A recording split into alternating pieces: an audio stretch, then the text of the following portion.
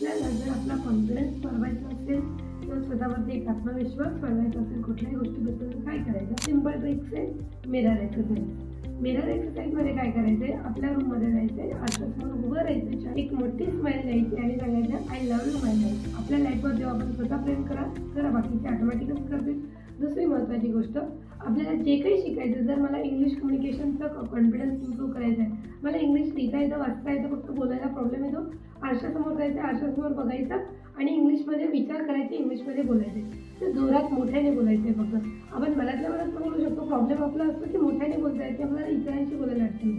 So जेव्हा आरशासमोर आपण आपल्याच डोळ्यात डोळे घालून बघतो आणि बोलायला लागतो, ही जर exercise me continuous 8 to 10 days केली तर हळूहळू तुमचं कम्युनिकेशन नक्कीच इम्प्रूव्हमेंट आहे. आणि जर रेग्युलर जास्त पिरियडसाठी जर केली, 1 महिना, 2 महिने, 3 महिने, तर त्यामध्ये तुमचा कॉन्फिडन्स पूर्ण 100% त्या लेवलला पोहोचेल जेव्हा तुम्हाला इतरांशी बोलताना विचार करावा लागणार